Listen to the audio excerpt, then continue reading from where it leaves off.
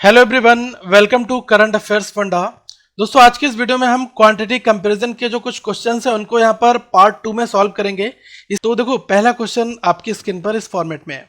Question के आपको type पता है, इस अरिथमेटिक बेस्ड होते हैं और इसमें जो क्वेश्चन है ये आपका जो है प्रॉफिट लॉस बेस्ड है। ठीक है, ऑप्शन भाई आपके 5 ऑप्शन दिए होते हैं कि Q1 is greater than Q2, Q1 is less than Q2, एक आपका होता है Q1 is equals to Q2, एक आपका होता है Q1 इज ग्रेटर और इक्वल्स टू Q2, एक होता है लेस देन और इक्वल्स टू Q2।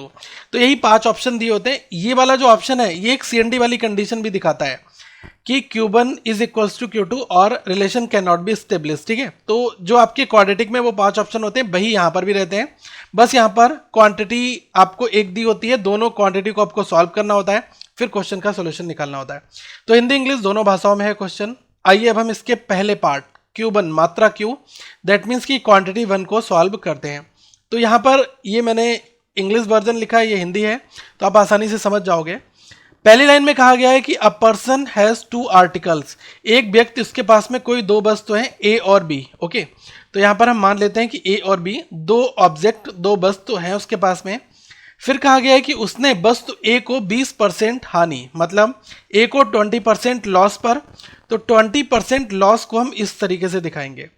और जो आर्टिकल बी है इसको 25% प्रॉफिट, मतलब इसको 25% प्रॉफिट, मतलब ग्राफ ऊपर की ओर जा रहा है और लॉस नीचे जा रहा है, तो इस पर उसने किया। ओके, फिर कहा गया है कि दोनों वस्तुओं का विक्रय मूल्य, मतलब कि सेलिंग प्राइस, जो सेलिंग प्राइस है वो दोनों का बराबर है। ओके, ये सारी बातें अभी तक आपको क्वेश्चन में दी गई हैं, तो अभी क्वांटिटी 1 पर हम नहीं आए हैं। ठीक है, फिर कहा गया है कि अगर CP ऑफ आर्टिकल ए, जो आर्टिकल ए है इसका जो कॉस्ट प्राइस है, क्रय मूल्य है, वो कितना दिया गया है 400। तो हमसे पूछा गया है क्या है, क्वांटिटी 1 में मेजर आपको करना है। यहां तक तो क्वेश्चन हो गया। अब आपको क्वांटिटी 1 में निकालना है what will be the cost price of article B. Article B का कॉस्ट प्राइस जो है वो क्या होगा। अब देखो, आपको यहां से क्या पता चल रहा है, हमें अगर आर्टिकल ए की हम यहां पर बात करें तो हमें यह पता है कि CP 400 रुपये था। देखो, CP 400 रुपये था, फिर हमने क्या किया कि 20% लॉस हो गया। 20% लॉस हो गया तो दैट मीन्स कि 80% पर इसने इस चीज को बेचा है। तो अगर आप 400 का 80% निकालोगे तो कितना आ जाएगा, 320 आ जाएगा। 320 सेलिंग प्राइस आपका निकल कर आ गया, मतलब 20% लॉस, दैट मीन्स कि 80% पर सेल किया, तो सेलिंग प्राइस आ गया 320। ठीक है, अब क्वेश्चन में ही दिया है कि SP दोनों बराबर हैं, तो ये वाली जो 320 वैल्यू आई, ये दोनों वैल्यू 320 दोनों साइड हो जाएंगी, A और B दोनों के लिए। ओके, अब हमसे यहां पर क्या पूछ रहा है, what will be the cost price of article B, हमें B का CP निकालना है। तो अब देखो, SP आपको पता है 25% प्रॉफिट दिया गया है, तो CP आप इजिली कैलकुलेट कर सकते हो। मतलब यहां पर यही कहना चाहूंगा कि आपको जब CP पता हो तो आप SP निकाल सकते हो। तो ये कितना है 25% प्रॉफिट, तो मतलब 125% की वैल्यू कितनी दी गई है 320। तो यहाँ से अगर आप 100% CP की वैल्यू निकालोगे तो कितना आ जाएगा 320 बाई 125 इंटू 100, 25 से 4 बार, 25 से 5 बार, ये कितने बार जाएगा 5 से 6 बार और 5 से 4 बार, 64 इंटू 4, देखो 60 इंटू 4 240, 4 इंटू 4 24, तो ये कितना होगा 4 इंटू 4 16। ठीक है, और 60 इंटू 4 240, तो 240 प्लस 16 आ गया 256। ओके, तो ये CP आ गया किसका, B का। ठीक है, तो यहां पर हमसे यही पूछा था what will be the cost price of article B, तो CP ऑफ B कितना हो जाएगा, ये हो जाएगा आपका 256। ये आपने क्वांटिटी 1 की वैल्यू निकाल दी।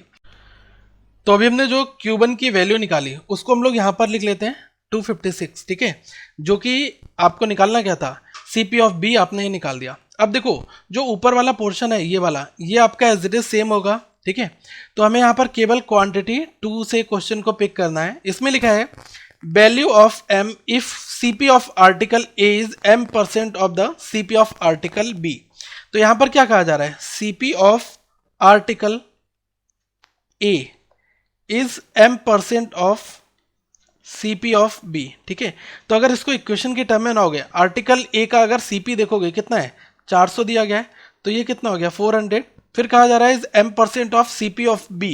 तो CP ऑफ B कितना होगा, ये भी हमने पीछे निकाला 256 इंटू 100 कर दो तो ये आपकी m% की टर्म में वैल्यू आ जाएगी। तो आप m की वैल्यू आप यहाँ पर निकाल सकते हो। देखो ये वैल्यूज़ क्या है आपकी 256, ये 100 है, तो ये 4 से 25 बार जाएगा, 4 से 6 बार और ये 4 बार, 64 हुआ।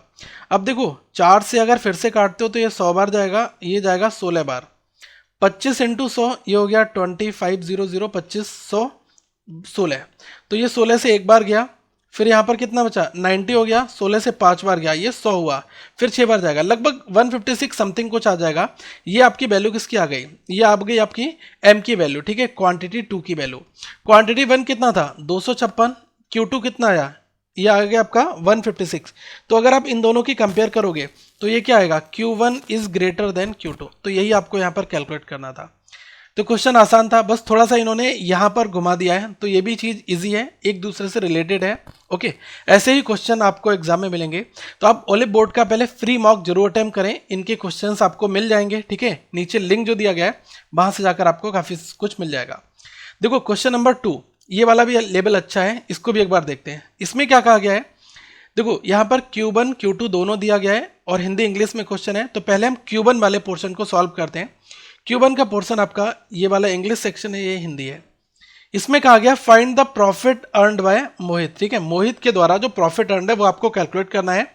क्वांटिटी 1 में अब देखो क्या क्या आपको यहाँ पर दिया गया है। इसमें कहा गया है Mohit and Karan enters into partnership, मतलब मोहित और करण जो है एक पार्टनरशिप की शुरुआत करते हैं, जिसमें इन्वेस्टमेंट किस रेशियो में करते हैं 2:5। तो यहाँ पर मैं लिख देता हूँ मोहित और करण 2:5 में अपना इन्वेस्टमेंट करते हैं।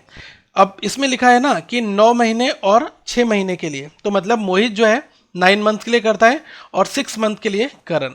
तो ये हो गया 9 मंथ और ये हो गया 6 मंथ। तो अगर आप इसको रेशियो निकालते हो तो ये कितना आ जाएगा, देखो 2 इंटू 9 ये आपका कितना हो गया 18, अगर आप 5 इंटू 6 करोगे 30, कोई किसी वैल्यू कटने वाली है, बिल्कुल दोनों कट जाएंगी, 6 से 3 बार, 6 से 5 बार। तो 3:5 में अब इनका पूरा प्रोसेस हो गया कि इसमें इन्होंने इन्वेस्टमेंट किया है, टोटल आपने यहाँ पर निकाल दिया, ठीक है। अब जो प्रॉफिट होगा वो भी इसी रेशियो में ये लोग शेयर भी करेंगे, ठीक है। यहाँ पर कहा गया है कि profit earned by Karan is ₹6,000 more than profit earned by Mohit, ठीक है। अब यहाँ पर हमें प्रॉफिट तो पता नहीं, हमने मान लिया कि टोटल जो प्रॉफिट है वो कितना है, ए मान लो आप प्रॉफिट को, ठीक है, टोटल प्रॉफिट ए, ठीक है, ये आपने यहाँ पर एज्यूम कर लिया। अब यहाँ पर एक इक्वेशन दी है कि प्रॉफिट अर्नड बाय करण, करण के द्वारा जो प्रॉफिट अर्न होता है वो क्या है 6,000 रुपये ज़्यादा है किससे, मोहित के द्वारा जो प्रॉफिट अर्न होता है उससे, ठीक है। तो अगर आप यहाँ पर इक्वेशन बनाओगे तो ये क्या है, करण माइनस मोहित कर लो, 5 माइनस 3 और आउट ऑफ कितना है 8 इंटू टोटल प्रॉफिट मैंने किसका मान लिया, ए मान लिया है, और बराबर में कितना होता है, ये होता है 6,000, ठीक है। ये आपकी इक्वेशन बन जाएगी, क्योंकि profit earned by Karan is 6,000 more than the profit earned by Mohit, ठीक है। तो 5 माइनस 3 डिवाइड बाई टोटल, ये रेशियो दोनों को ऐड कर दो, 5 प्लस 3 8 इंटू टोटल प्रॉफिट का कितना हो जाता है 6,000, ओके। अब यहाँ से 5 माइनस 3 कितना हुआ 2, तो ये हुआ 2/8, ओके। 2/8 का मतलब क्या हुआ, देखो यहाँ पर अगर ये कितना लिटरली निकल कर आएगा, 5 माइनस 3 2 आया, 2 से ये 4 टाइम्स कट जाएगा, तो 4 की अगर क्रॉस मल्टीप्लाई करोगे तो टोटल प्रॉफिट ए निकल कर आ जाएगा 6 × 4 24,000, ओके। अब आपको टोटल प्रॉफिट यहाँ पर पता चल गया, ओके।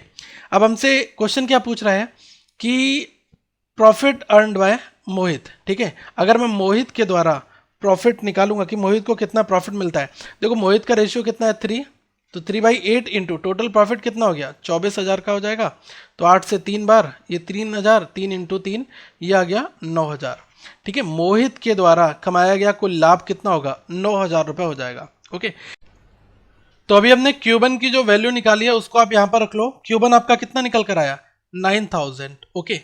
अब यहाँ पर हमें Q2 देखना है, इसमें भी आपको मोहित का ही लाभ निकालना है, ठीक है। Q2 में भी फिर दोनों को हम कंपेयर कर लेंगे। अब यहाँ पर कहा गया है कि profit earned bye Vishal is 10,000, ठीक है। विशाल के द्वारा जो प्रॉफिट अर्नड होता है वो कितना है 10,000, 10,000 रुपये है। अब इसमें कहा गया है कि जब विशाल जो है व्हेन ही किसके लिए, विशाल के लिए यूज हुआ है, when he invest ₹20,000 for 5 month, मतलब कि 3 महीने के लिए, ये कितना है 5 मंथ के लिए 20,000 रुपये। तो देखो विशाल की अगर हम बात करें तो इसने 20,000 रुपये 5 मंथ के लिए लगाए, फिर लिखा है किसके साथ पार्टनरशिप करते हो, मोहित के साथ। ये कितने 15,000 रुपये 3 महीने के लिए, ठीक है। तो ये 15,000 रुपये 3 मंथ के लिए, तो यही यहाँ पर कहा गया है। और विशाल द्वारा अर्जित लाभ जो है वो आपको दिया गया है 10,000, ठीक है। अब यहाँ पर आप देखो 3 जीरो से 3 जीरो खत्म हो गए, 5 से ये 4 बार कटेगा, 5 से 3 बार कटेगा। अगर आप देखो इन दोनों की क्रॉस मल्टीप्लाई करोगे, ये 4 इंटू 5 आ गया 20, अगर 3 इंटू 3 करोगे कितना आ जाएगा 9। तो 20:9 ये रेशियो आपको मिल गया, ठीक है। इनके प्रॉफिट का रेशियो आपको मिल गया। अब यहाँ टोटल अगर प्रॉफिट निकालते हो, ठीक है, देखो विशाल का प्रॉफिट आपको 10,000 दिया गया है। अब अगर हम टोटल प्रॉफिट निकालेंगे तो 20 और 9 ये हो गया 29। अगर विशाल का प्रॉफिट कितना दिया है 20 और मिलता कितना उसको 10,000, ठीक है। तो यहाँ पर टोटल निकल जाएगा 20 से 5 बार गया, ये हो गया 500, ठीक है। अब देखो 29 इंटू 5 करोगे तो ये कितना आएगा, ये आपका आएगा 145, 2 जीरो ये, तो 14,500 आपको टोटल प्रॉफिट मिल गया, ठीक है। जिसमें से विशाल का कितना है 10,000 है, ठीक है। विशाल का 10,000 प्रॉफिट है, तो रिमेनिंग जो है 14,500 में से 10,000 को कम कर दोगे 4,500 रुपये, ये किसका हो जाएगा, ये मोहित का हो जाएगा। तो Q2 की वैल्यू कितनी आ गई, ठीक है, क्योंकि हमें मोहित द्वारा अर्जित प्रॉफिट, जो मोहित के द्वारा गेन प्रॉफिट है, अर्न प्रॉफिट है, वो निकालना है। Q2 की वैल्यू आ गई 4,500, Q1 कितना आया था 9,000। तो यहाँ पर Q1 is greater than Q2, ये वाली इक्वेशन आपकी बन जाएगी, ठीक है। तो सब कुछ रिलेटेड था, इन्फॉर्मेशन दी गई थी, आपने बस थोड़ा सा लॉजिक लगाया, क्वेश्चन निकल कर आ गया, ठीक है। एक और क्वेश्चन है, बढ़िया क्वेश्चन है, इसको यहाँ पर हम लोग थोड़ा ध्यान से समझते हैं। देखो इसमें क्या कहा गया है कि डायमीटर इज 28 सेंटीमीटर दी गई है और स्पेयर की बात हो रही है, total surface area of sphere. अब यहाँ पर आप ये ध्यान रख लिया, डायमीटर का मतलब होता है व्यास, ठीक है। तो यहाँ पर हमें रेडियस निकालनी होगी, रेडियस इसकी हाफ हो जाती है, रेडियस कितनी हो जाएगी, यहाँ पर हो जाएगी 14, ठीक है। लेकिन क्वेश्चन काफ़ी लॉजिकल है, इसको अच्छे से देखना। स्फीयर का मतलब क्या होता है, देखो स्फीयर क्या है, एक 3D शेप होता है, और जो सर्किल क्या होता है वो आपका 2D शेप होता है, ठीक है। तो देखो इसको हमने थोड़ा सा इस तरीके से दिखाया, ये इसकी रेडियस r हो गई। अब इसको अगर आप हाफ कट कर दोगे तो ये आपका क्या हो जाएगा, हेमी स्फीयर हो जाएगा, ठीक है। इन दोनों के ऊपर क्वेश्चन है। Total surface area, total surface area का मतलब होता है संपूर्ण पृष्ठ, हमें इसका निकालना है स्फीयर का। और यहाँ पर क्या है, कर्व सरफेस एरिया, ये हम हेमी स्फीयर का निकालेंगे। इन दोनों को हमें कंपेयर करना है। तो सबसे पहले यहाँ पर आप देख लो TSA, total surface area of sphere, ये कितना होता है, ये फॉर्मूला जिसको याद है वो कर लेगा, ये होता है 4πr², ठीक है, ये होता है। अगर मैं कर्व सरफेस एरिया की बात करूं, हेमी स्फीयर के, इसके अगर कर्व सरफेस एरिया की बात करूं तो ये हो जाता है कितना इसका 2πr², ठीक है, ये इतना होता है। अब आप यहां पर ध्यान रखना, कोई वैल्यू पुट नहीं करनी, डायरेक्टली कंपेयर करके आंसर निकाल देना है। देखो अगर आप डायमीटर ये दिया है तो रेडियस आपकी कितनी हो गई 14 हो गई, यहाँ भी 14 यूज़ करेंगे, यहाँ भी 14 यूज़ करेंगे, ये क्या हो गया कांस्टेंट हो गया, ठीक है। आप यहाँ पर r की वैल्यू रखोगे, यही आप यहाँ पर रखोगे, सब कुछ मल्टीप्लाई में है। तो आप ये देख लो कि जो πr² क्या है, यहाँ पर भी कॉमन है, यहाँ पर भी कॉमन है, ठीक है। तो यहाँ पर आप ये मान लो ये 4 है और ये 2 है, बाकी सब कुछ हमने कैंसिल आउट कर दिया, ठीक है। तो आप ये देख लो Q1 की वैल्यू एक आई है 4, Q2 की वैल्यू आई है 2, तो ऑब्वियसली 4 जो है इस 2 से बड़ा है, हमें क्या करना है, कंपेयर ही तो करना है। तो Q1 is greater than Q2, ये बिल्कुल लॉजिकल है। एक बार मैं फिर से आपको समझाता हूँ, सीधी सी बात है कि टोटल सरफेस एरिया स्फीयर का कितना होता है 4πr² होता है, ठीक है। अगर आप देखो curve surface area hemisphere का, ठीक है, जिसको हम बोलते हैं अर्धगोला, ठीक है, स्फीयर का मतलब होता है गोला, ठीक है। और जब 2D शेप में बात करते हैं तो हम सर्किल की बात करते हैं, यहाँ पर ये स्फीयर जो है 3D शेप होता है। तो देखो ये है 4π² और ये कितना होता है, ये होता है 2πr², ओके। अब यहाँ पर सबसे पहले आप एक चीज़ का ध्यान ये रखना कि अगर आप 4 इंटू पाई की वैल्यू 22/7 रखोगे और रेडियस ये 28 है तो ये कितना आ जाएगा 14 आ जाएगा, तो 14 इंटू 14। इस पूरी इक्वेशन को आप सॉल्व करके कोई एक वैल्यू ही तो निकालोगे, ठीक है, वो वैल्यू आपकी यहाँ पर आएगी। सेम प्रोसेस आप यहाँ पर करोगे 2 इंटू, देखो πr² है तो मतलब 22/7 और रेडियस यहाँ पर भी कॉमन यही होगी, ठीक है। अब यहाँ पर आप ये ध्यान रखना कि जब आप इस चीज़ को सॉल्व करोगे, ठीक है, ट्वाइस ऑफ दिस वन, ठीक है, यहाँ पर क्या है 4 टाइम्स ऑफ दिस वन, ये देखो दोनों साइड ये वैल्यू कॉमन है, ठीक है, ये वाली वैल्यू। तो हम अगर इसमें 2 की मल्टीप्लाई करेंगे और इसमें हम 4 की मल्टीप्लाई करेंगे तो ऑब्वियसली ये वाली वैल्यू बड़ी आएगी, ये बिग वैल्यू यहाँ पर मिलेगी और इसके कंपैरिजन में यहाँ पर स्मॉल वैल्यू मिलेगी। तो आप ये देख लो कांस्टेंट टर्म्स को आप ऐसे ही कैंसिल आउट कर लें, मान लो यहाँ पर 4 और ये 2, क्योंकि अगर हम k की इसमें मल्टीप्लाई कर दें, k की इसमें कर दें और इन सबको आप k के बराबर मान लो 22/7 इंटू 14 तो ये 4 के हो गया, ये 2 के हो गया। ऑब्वियसली ये वाली वैल्यू बड़ी होगी, ठीक है, क्योंकि के दोनों जगह इक्वल है।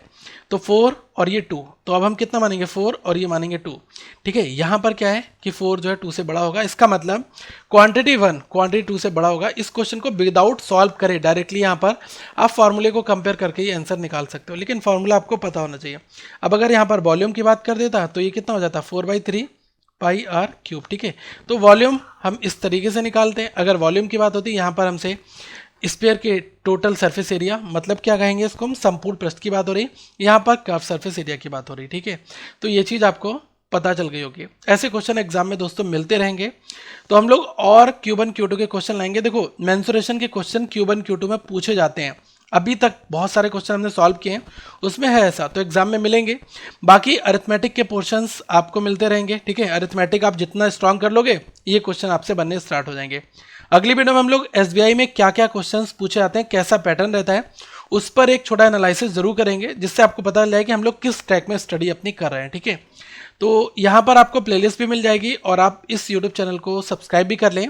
साथ में और भी वीडियोस आपको यहाँ पर मिलते रहेंगे, तो वीडियो को लाइक करके हमारा दोस्तों सहयोग जरूर करें और इस चैनल को सब्सक्राइब करें, अपने दोस्तों को भी बताएं और इस वीडियो को ज़्यादा से ज़्यादा लोगों तक शेयर भी करें।